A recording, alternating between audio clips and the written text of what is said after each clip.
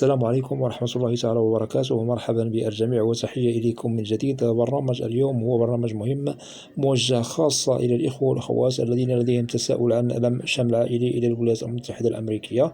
إذا هناك نقاط مهمة سوف نتطرق لها في البرنامج، ولا بأس إن استفدتم من البرنامج أن تقوموا بمشاركته مع الأصدقاء والأحبة، هذا كله لكي تعم الفائدة. ولا تنسوا أن تشتركوا في القناة. إذا رسالة إلى كل من لديهم لم شمل عائلي إلى الولايات المتحدة الأمريكية، سواء لم شمل أزواج، أبناء فوق من 21 سنة أو تحت من 21 سنة، متزوجين أو غير متزوجين، وكذلك لم شمل والدين ولم شمل إخوة.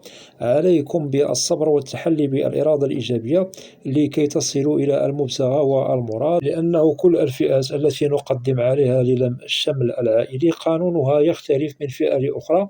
أكيد الفئات التي تعطى لها الأولوية للم الشمل سبق لنا أننا وضحنا نقاط مهمة عنها عبر القناة، ونؤكد على لم شمل الأزواج ولم شمل الأبناء الغير المتزوجين سواء فوق أو تحت 21 سنة. هذه الفئة لا تأخذ وقتا طويلا كدراسة ومعالجة لملفاتها.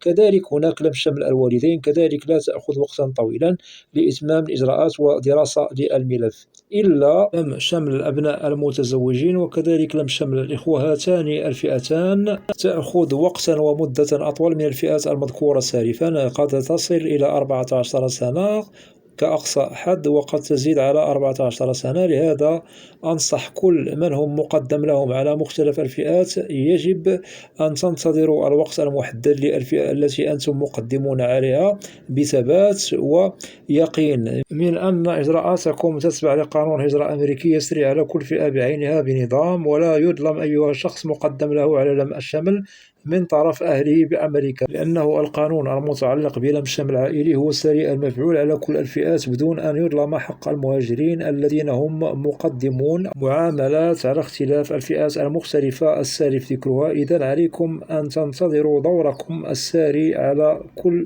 فئة التي أنتم مقدمون عليها إلى أن تتم إجراءاتكم بخير وسلام. وسبق أنني وضحت بأنه هناك مراحل تمر بها ملفات لم الشمل العائلي بأمريكا، والمراحل المبدئية بالولايات المتحدة، سواء لدى المرحلة الأولى والمرحلة الثانية. المرحلة الأولى تعنى بمركز الهجرة والمواطنة USS، والمرحلة الثانية تعنى بمركز التأشيرات National Visa Center Embassy. هذه المرحلتان هما مهمتان تمر فيهما جميع الإجراءات والمعاملات الاستباقية لتقديم لم الشمل العائلي. وأكيد هناك الموافقة الأولى من مركز الهجرة والمواطنة على الملف المقدم، ثم هناك انتقال عند الموافقة، ينتقل الملف إلى المرحلة الثانية لدى ناشونال فيزا سنتر لتصفية المعاملة ودراسة الملف بشكل نهائي. وهذه المرحلة تعتبر هي الوسط وهي مهمة بدرجة كبيرة. ومن بعدها عند إتمام الإجراءات بأمريكا لدى المرحلة الثانية ناشونال فيزا سنتر أنفاسي، وينتقل الملف إلى المرحلة الثالثة التي تعتبر الفاصلة والحاسمة، وهي إرسال الملف إلى السفارة الأمريكية لاستقبال المعني بالأمر للمقابلة والحصول على الفيزا لم شمل على اختلاف الفئات المقدمة. كل هذه الإجراءات تتبع من البداية إلى النهاية، وأكيد كل فئة لها فترة زمنية ومدة محددة لدراسة ملفاتها. ويجب على الذين هم مقدمون المعاملة بأمريكا أن تتبعوا خطوة بخطوة ومرحلة بمرحلة كل الإجراءات إلى أن تصلوا إلى المرحلة الثالثة والأخيرة لتحقيق الهدف، وهو الحصول على فيزا لم شمل. ويجب على كل من هم مقدمون على فئة باسمها أن تعرفوا القانون الموضوع كمدة محددة على كل الإجراءات من البداية إلى النهاية لكي تتابعوا كل الإجراءات بأريحية بدون قلق، بدون طرح للتساؤلات، لأنني أتوصل دوما ببعض الإخوة والأخوات مقدمون على فئات لم شمل عائلتهم وهم لا زالوا مقدمون حديثا بتاريخ قريب، والإشكال لديهم هو أنهم يطرحوا التساؤل دوما متى سنتوصل بالموعد. والغريب في الأمر من هم مقدمون على فئة F4 لم شمل الإخوة ولا زال التقديم في المرحلة المبدئية، ويسألون عن متى الموعد، هل اقتربنا، فلتصحيح المفاهيم ممكن نتقبل الذين هم سابقون للتقديم على فئة من لم الشمل منذ مدة ويطرحون التساؤل عن متى التوصل بالموعد. هؤلاء أكيد لمسنا بأنهم لديهم فكرة ومعلومة عن القانون الساري المفعول على كل نوع من فئات لم الشمل هجرة إلى الولايات المتحدة الأمريكية، وبالطبع لديهم فكرة عن الفئة التي هم مقدمون عليها. وأسئلتهم التي تطرح: هل اقتربنا من الموعد؟ هؤلاء نبشرهم بأنهم كلما وجدنا الملف مكتمل كدراسة بالولايات المتحدة الأمريكية ووصل إلى المرحلة الثانية، فهنا لمختلف الفئات هذا مؤشر يوضح لنا بأنه لا محال سوف تتوصل أو سوف يتوصل المعنيون بالمعاملة أو إتمام الإجراءات قريبا لأجل الحصول على موعد للمقابلة. ونؤكد على الذين ملفاتهم جاهزة وانتهت دراستها لدى ناشونال فيزا سنتر أمباسي، هؤلاء إن شاء الله مسألة وقت وسوف يتمموا إجراءاتهم على حسب التاريخ الذي قدموا فيه الملف والفئة والنوع باسمه من الفئات المختلفة للم شمل عائلي إلى الولايات المتحدة الأمريكية. إذن المعنيون بالأمر والذي ملفاتهم درست واقتربت من جاهزيتها نجيبهم فقط: عليكم بالصبر وإن شاء الله سوف تتحصلوا الموعد والمقابلة. لهذا ننصح المقدمون حديثا لعائلاتهم: يجب أن تكون لديكم المعرفة بالفئة التي قدمتم لها، ونؤكد على المدة المحددة كإجراءات معاملة من البداية إلى النهاية لدى دوائر الهجرة بأمريكا، لكي لا تتناقضوا في تساؤلاتكم واتباعكم لإجراءات ملفاتكم،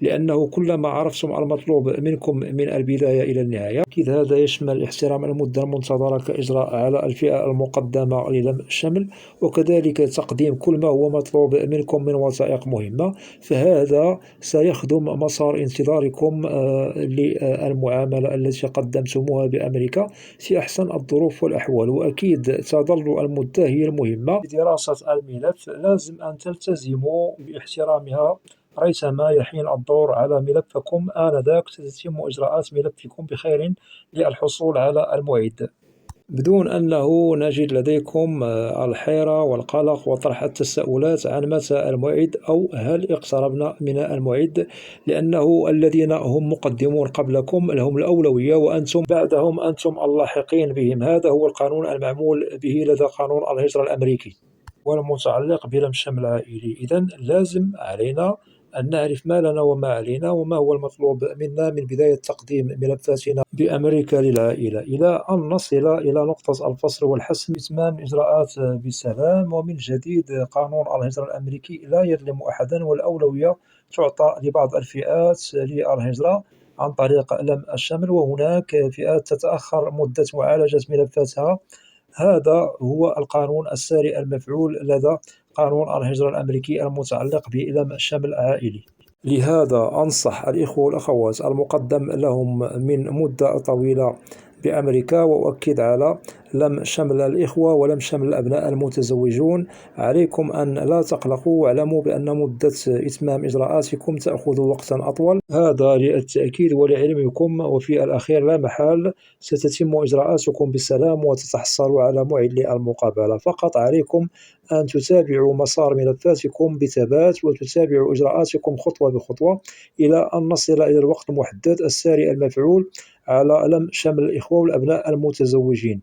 فإن وصلتم إلى المدة المحددة كأقصى حد 14 سنة، فهذا يؤشر على أنكم اقتربتم من إتمام الإجراءات. فقط اصبروا بعض الشيء وإن شاء الله أموركم تمام، لأن المدة التي سبقت وانتظرتموها وصبرتموها إذا أردنا أن نقارنها بالمدة المنتظرة مستقبلا والمتبقية هي الأكثر. فقط هناك مدة قريبة ما بعد المدة المذكورة كأقصى حد أي فوق من 14 سنة ممكن إتمام الإجراءات بشكل نهائي للحصول على موعد للمقابلة بالسفارة الأمريكية ببلدكم الأم.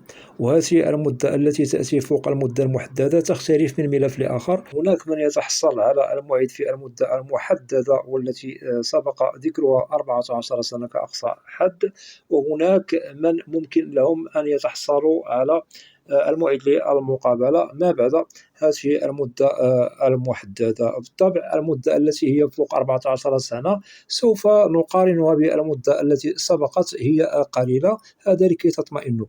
وللتأكيد لازم الصبر دائما هو مفتاح الفرج، ونضع في الحسبان بأن المتبقي من المدة المنتظرة كإجراءات هو أقصر من المدة التي انتظرتموها سابقا. هذا سوف يحفزكم ويجعلكم تنتظروا دوركم لإتمام الإجراءات بأريحية بدون قلق وفقدان للأمل، وهذا للنصيحة وبالتوفيق للجميع.